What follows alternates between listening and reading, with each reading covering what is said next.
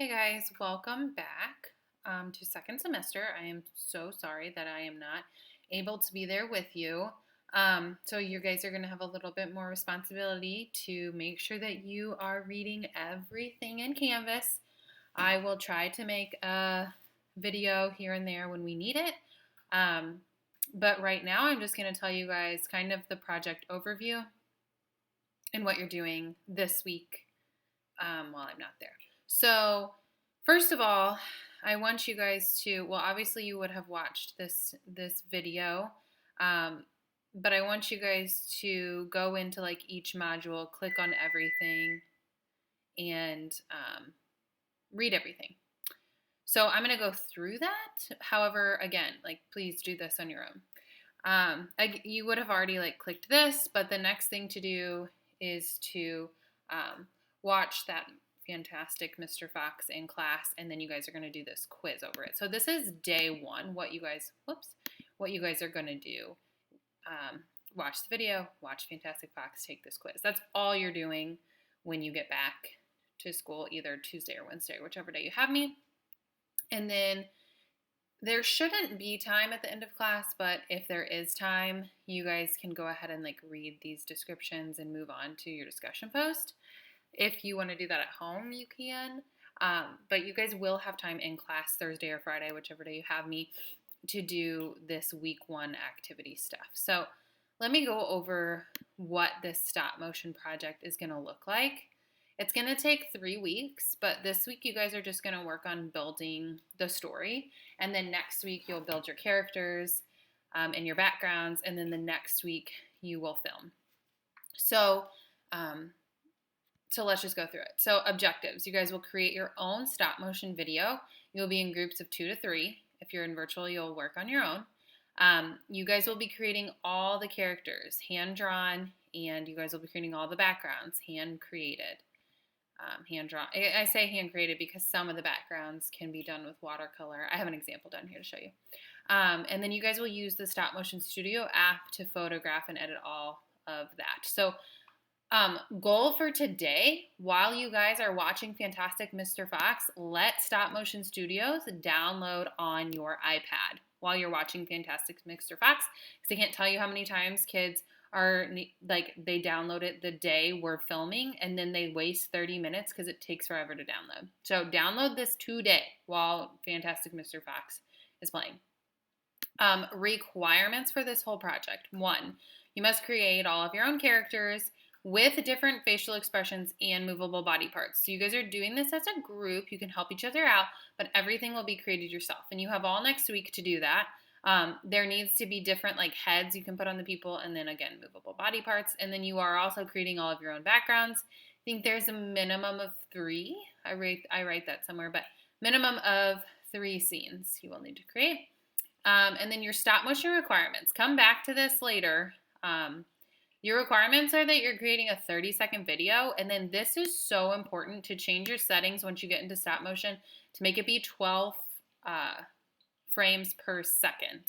I think it's automatically set to 5, and that goes so slow and it's very choppy. So you can go up to 15 if you want. That's just more images you have to take, but it'll be smoother. So the more frames you do per second, the smoother it's going to be. So creating this, step 1, what you're doing this week is creating a storyboard with ideas. This is going to be like a visual timeline of your work. You guys are also going to create the plot, and that's in a journal prompt this week too, but basically creating and coming up with your character ideas and the plot and all that jazz. Step 2, so this is next week. Step 2 and 3 are next week. You're going to create your own characters and all the pieces that go with it. So, that might be like including background stuff, or like say they're sitting on a couch or climbing a mountain. I don't know. Everything that's going with it, including the characters, and then also creating those backgrounds. So that's going to happen next week. So these are separate parts, the sun and the clouds, because like this girl would move a little bit, a tiny bit, like this much. So her face would go like this much. And the clouds would move this much. Take a picture. Maybe the sun moves this way because it's moving across the sky. So everything will be moving like the tiniest bit take a picture. Tiniest bit, take a picture. So that's why like the sun needs to be movable, these clouds need to be movable. Whatever's in your picture, make it all a separate part. Don't paint it onto the background. You'll be mad later if like you do that because you want it to move. And then the last step, which is week 3, you're going to be filming. This is what the Stop Motion Studio app looks like. All photos will be taken in the app. Don't take your pictures in the camera mode because you can't import them. And it's way easier in the app because there's a bunch of different things you can do, like explore the app, play around, do like a couple test ones, and then play around by clicking on the settings of everything and changing that up just so you can see all the different things you can do. So a couple tips I have for your characters, like feel free to create animal characters or objects with faces on them to be characters. They don't necessarily have to be people. I would refrain from using any dialogue. So I always have a group who's like, I don't care, I'm going to use some speaking.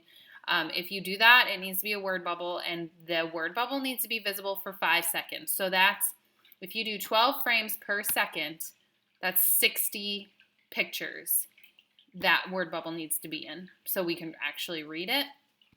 Super, like, it does not hardly ever work out. Like, I've never seen it work out. So honestly, just avoid word bubbles and let the like movements and facial features do the talking.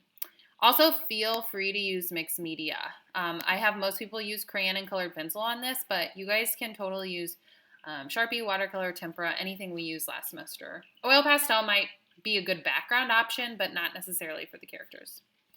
Okay, back to modules. Also, if you guys notice, I switched up the layout this semester. Hopefully, it'll be a little more user-friendly. I put each little module as the project, and then I have each week. So what to do this week? 1, you're watching this video. Check. Good job. 2, in class, you're watching Fantastic Mr. Fox, and then you're completing that quiz. And I just added something while I was doing this video, which is to download Stop Motion Studio while you're watching the video. Decide on your group members. This is probably going to happen next class. So decide on your group members for stop motion. It needs to be anywhere from 2 to 3 people. No more, no less. No one is working alone unless you are virtual and you are not having 4 people to a group. There's just not enough stuff for 4 people to do. So 2 to 3 people. I'm not budging on that. Complete the discussion post. That is going to be in like this week's section of the module, you'll see. And this is talking about your experiences with stop motion. Respond to 2 peers for full credit. Complete journal prompt 1, which is creating that storyboard, and complete journal prompt 2, which is the building your plot. And I'm going to go over that right now. So discussion post, guys, these are the same. So just like from last semester, answer the questions, reply to 2 peers.